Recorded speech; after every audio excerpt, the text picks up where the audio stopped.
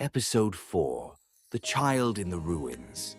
In the distance, smoke still coiled into the heavens where villages had burned, but high in the mountains, where dawn mist clung to the stones and the chill air smelled of pine, the world seemed untouched, still, silent, until a sound pierced that silence, a cry, a baby's cry. It was faint, almost swallowed by the wind, yet insistent. It echoed across the ravine like a fragile thread connecting life to the waking world.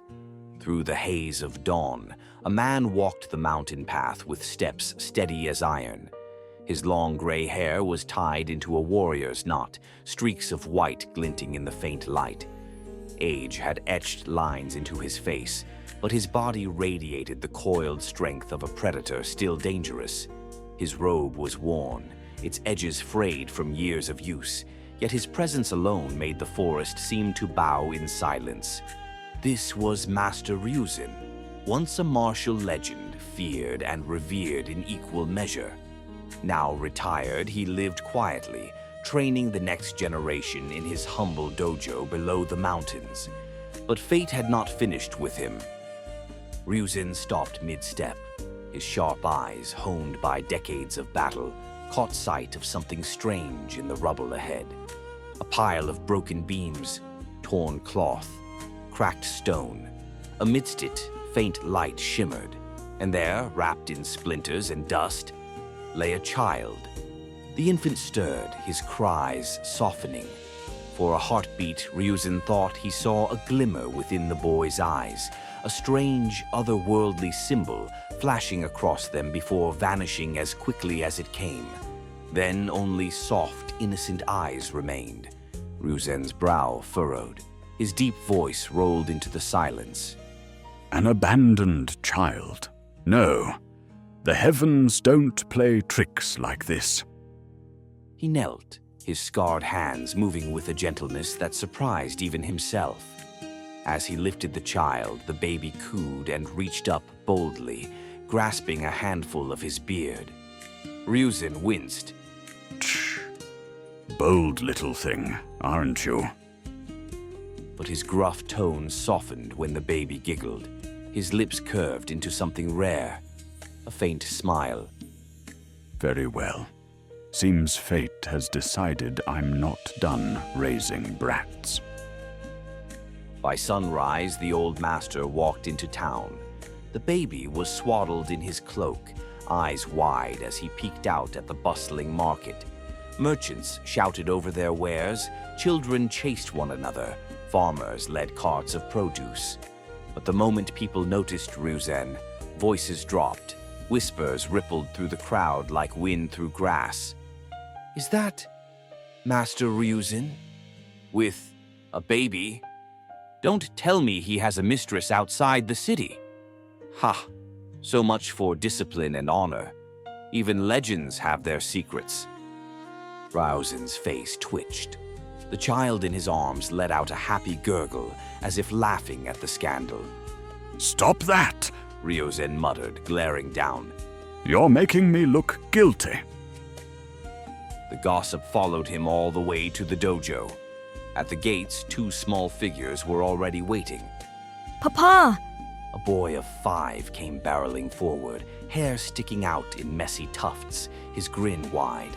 This was Taro, Ryuzen's eldest adopted child, full of fire, full of trouble, and never short on energy. Behind him ran a girl of 4. Her hair was tied into uneven buns, and her eyes sparkled with mischief. Mika, sweet-faced but clever, who loved nothing more than teasing her brother and her master alike. Papa, you're late again! Taro huffed, puffing out his cheeks, then froze when he saw the bundle. Wait, what's that? Mika hurried closer, hands clasped behind her back. Ooh, a baby. She poked at the child's cheek. He's so tiny. The infant blinked, then smiled. Don't poke him like he's a stray cat. Ryuzen grumbled. Taro's grin turned sly. Don't tell me. Papa brought home another brother. What, do babies just follow you around now? Mika giggled, sing-songing. Maybe Papa's got a lady outside town. Silence, both of you! Ryuzen barked, though his ears turned red. Inside the dojo, rows of students bowed as their master entered. But waiting in the center stood Kenji, the assistant. Tall, stern, always composed, he had been Ryuzen's right hand for years, the one who kept the dojo running whenever the old man wandered. Master, Kenji said flatly, arms crossed. once again you vanish without notice. You cannot abandon your duties so easily. I was busy. Ryuzen M. Uttered. Kenji raised a brow. Busy? His gaze dropped to the infant. His jaw tightened. Master, whose child is this? The room fell silent. Students leaned forward, eager to hear. Before Ryuzen could answer, Taro shouted proudly, Papa brought him home. He's our new brother. Kenji's frown deepened. A dojo is no place for infants. We are not... But Mika cut him off, fists on her hips. Then we'll make it a place for babies. He's ours now. Kenji froze, her glare pinning him in place. Around them, students chuckled. Ryuzen coughed, hiding his smile. There. Settled. He stays. Kenji groaned, defeated. The heavens curse me for serving this man. Time passed. The baby was given a name, Shin. He grew surrounded by fists and shouts, laughter and discipline.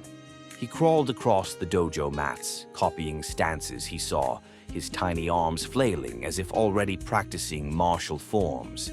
He tugged at Ryuzen's robe during lessons, demanding attention. He laughed when Mika tickled him and cried when Taro pushed him too hard. The disciples soon grew used to him. Some teased that he'd be their youngest brother in arms. Others whispered that his eyes, so strangely deep, held something unusual. At night, Ryuzen often sat cross-legged with the boy on his lap, guiding his breathing. Though Shin was too young to understand, his little hands mimicked the motions. In the torchlight, his eyes shone with an intensity beyond his years. Years slipped by. By 6, Shin's fist could knock over a wooden dummy. By 7, he sparred playfully with Taro, both boys shouting challenges until Mika joined in with cheers and teasing. Shin was quieter than the others, more focused, but never cold. His strength grew quickly, his strikes precise. Taro boasted loudly, but sometimes found himself flat on the ground. Mika laughed the hardest at those moments. Ryuzen watched them all with a gaze that softened more often than he admitted. He had raised many students, but this boy felt different. And though he would never say it aloud in the quiet of the night, he sometimes wondered, why did fate place you in my path?